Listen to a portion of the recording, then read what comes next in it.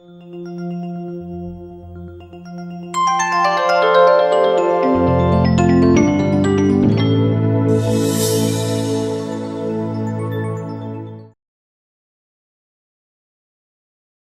Friends, ప్రతి వారంలానే ఈ వారం కూడా మన ముందుకి 2 సరికొత్త మూవీలు రాబోతున్నాయి. వీటిపై జనాలు చాలా ఇంట్రెస్టింగ్గా ఉన్నారు. ఎందుకంటే 2 సినిమాలు కూడా 2 వేరు జానర్లకు చెందటం. ముఖ్యంగా మొదటగా మాట్లాడుకోవాల్సింది జెర్సీ. న్యాచురల్ స్టార్ నాని గారు హీరోగా, గౌతమ్ తిన్ననూరి గారి దర్శకత్వంలో తెరకెక్కుతున్న ఈ సినిమాపై ఇప్పటికీ ఎన్నో ఎక్స్పెక్టేషన్స్ ఉన్నాయి. రిలీజ్ అయిన ట్రైలర్ కానీ టీజర్ కానీ చూస్తే మనకి ఇదే స్పష్టంగా అర్థమవుతుంది. ఎందుకంటే ఇది ఒక యూనివర్సల్ కాన్సెప్ట్ అండి. ఇటువంటి కాన్సెప్ట్తో తెరకెక్కుతున్న మూవీలు ప్రపంచంలో నలుమూలలా ఎక్కడ రిలీజ్ చేసినా కూడా మంచి ఫలితాన్ని అందుకుంటాయి. కలెక్షన్ల పరంగా కూడా బాగానే వసూలు చేస్తాయి.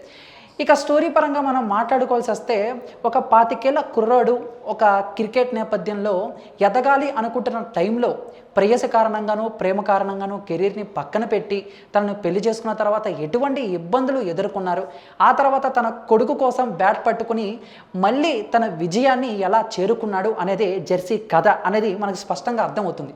ఇక నాని గారి గురించి మనం ప్రత్యేకంగా చెప్పుకోక్కర్లేదు. ఆయన ఎటువంటి క్యారెక్టర్ అయినా సరే అలవోకగా చేస్తారు. ఇక దీంట్లో 25 ఏళ్ల ప్రేమికుడుగాను 10 ఏళ్ల కొడుక్కి తండ్రిగాను కనిపించిన తీరు నిజంగా అద్భుతం అని చెప్పాలి. ముఖ్యంగా ఆ లుక్స్లో ఎంతో మెచ్యూరిటీ కనిపించిన విధానం కూడా మనకు నచ్చింది. ఇక నెక్స్ట్ హీరోయిన్ పరంగా చూసుకుంటే, ఆవిడకి మన తెలుగులో ఫస్ట్ సినిమా అయినా కూడా ఇదివరకు తమిళంలో విక్రమ్ వేద లాంటి సినిమాలో కూడా నటించింది మన శ్రద్ధ శ్రీనాథ్ గారు.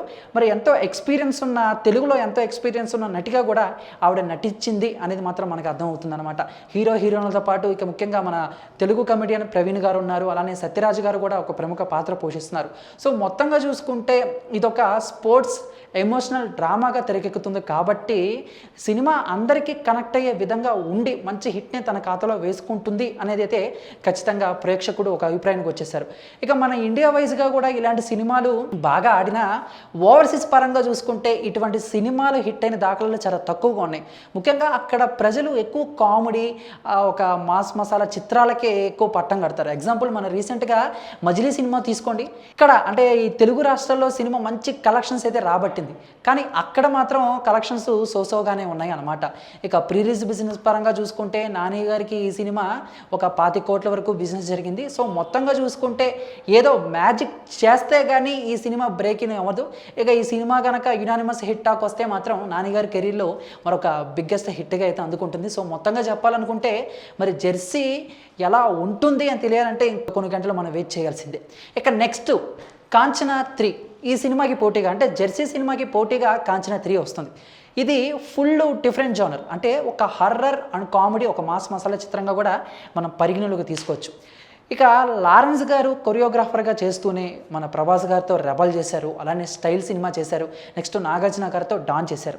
దీంట్లో స్టైల్ ఓకే హిట్ అయింది. ఇక ఆ తర్వాత డాన్ పర్లేదు అనిపించుకున్న రెబల్ సంగతి మనం ప్రత్యేకంగా చెప్పుకోకర్లేదు. కానీ ఈ సినిమాల కంటే ఈయన స్వీయ దర్శకత్వంలో తీసి నటించి మెప్పించిన చిత్రాలు ముని, కాంచన, గంగ వరుసగా ఈ సిరీస్లు మంచి హిట్ అయితే అందుకున్నాయి. ఇప్పుడు అదే ధీమా కాంచన 3 కూడా వ్యక్తం అవుతుందని చెప్పేసి, అంటే కాంచన 3 కూడా అదే విధంగా హిట్ అవుతుందని చెప్పేసి ఆయన ధీమా వ్యక్తం చేస్తున్నారు.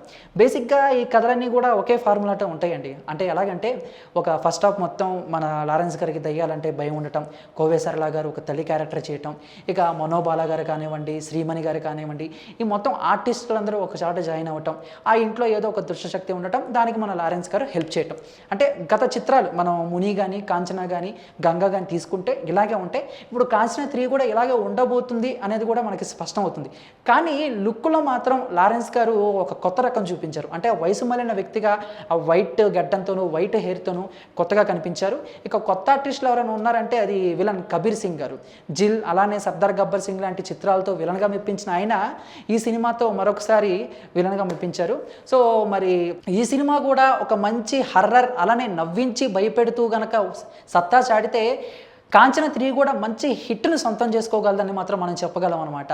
ఇక సో ఈ 2 సినిమాలు రేపొద్దున రిలీజ్ అవుతున్నాయి కాబట్టి మరి ఏ సినిమా హిట్ అవుతుంది, ఏది ఫట్ అవుతుంది తెలియాలంటే మరి కొన్ని గంటలు ఆగాల్సిందే.